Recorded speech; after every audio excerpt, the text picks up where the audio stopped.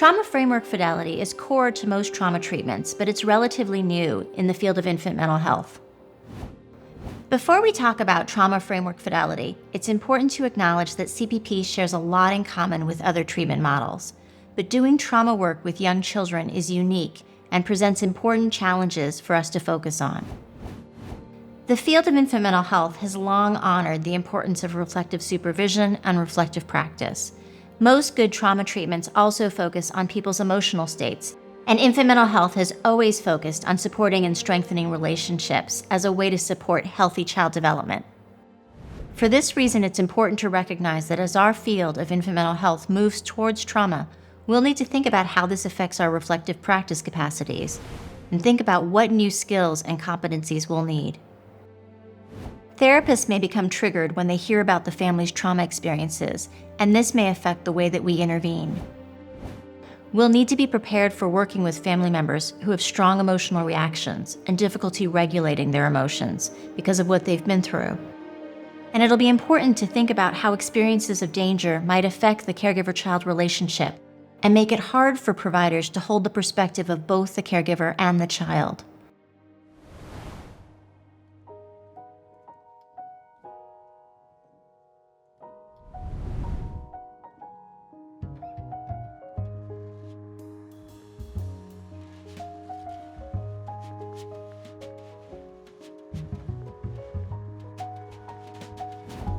Let's start with these pictures of Lila having a tantrum.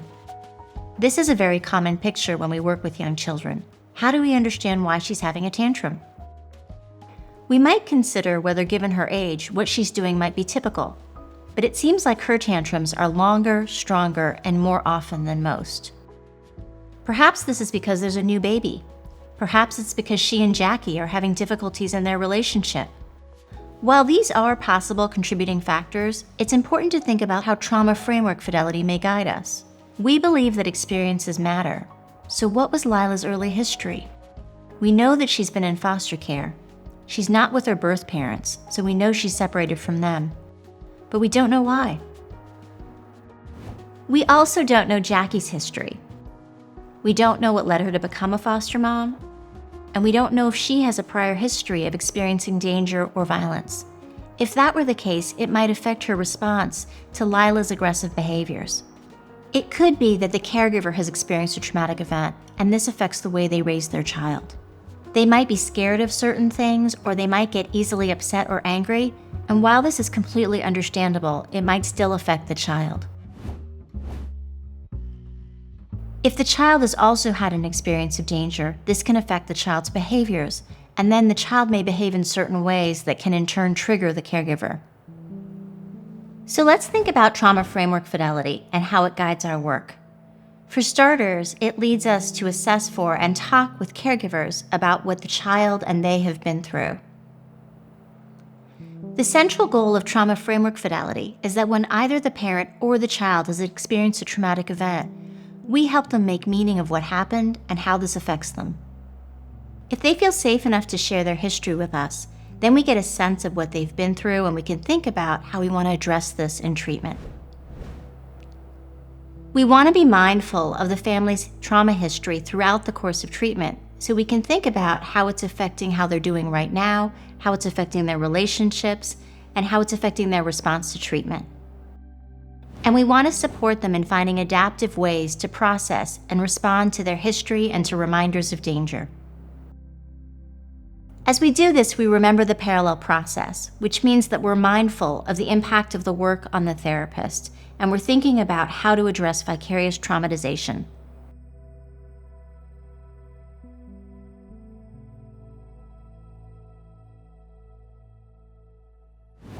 Let's take a moment and think about how all of this connects to the CPP triangle. If you haven't watched it yet, please watch the introductory video on the child-parent psychotherapy triangle. Let's construct a triangle for Lila and Jackie.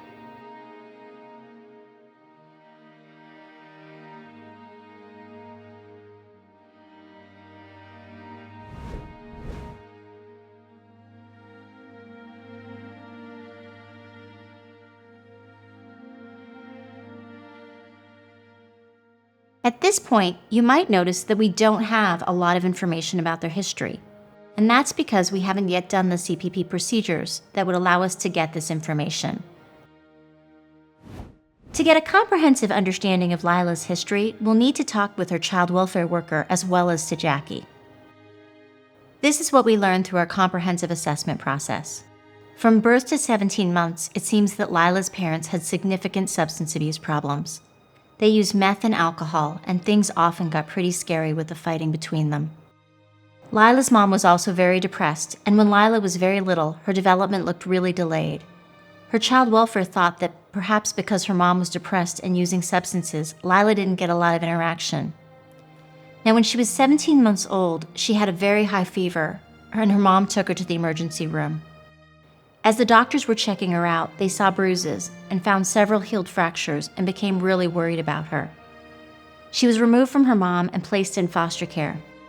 Unfortunately, about 7 months later, she was removed from that home because child welfare discovered that she and some of the other kids might have been abused.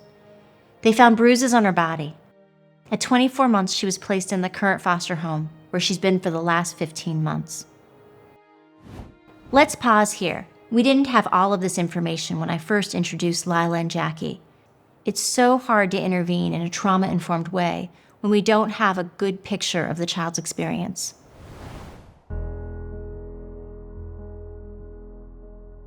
Now, sometimes we aren't able to know the child's full history because the child has been moved so many times, because their history isn't documented, or because the people who were with the child when it happened aren't here right now. But our fidelity, our responsibility as therapists is to ask and to try to get this information.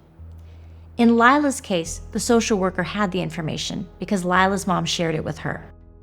Because we have this information, we're able to make connections between Lila's history and between her current behaviors. Let's think about what Lila showed us. Remember how she grabbed the baby doll and then purposefully showed us how the baby got hurt? Now let's think about Jackie's response. Jackie beautifully shows her how you would typically care for a baby. Jackie says we don't hurt babies, but unfortunately, that's not Lila's reality. In Lila's reality, babies have been hurt. It's a really hard thing to say, but it's Lila's truth. And Jackie has a very different wish and truth. She wants to show Lila how she would have cared for her, and this is truly beautiful. Unfortunately, there's a miss. Jackie's not receiving what Lila's saying.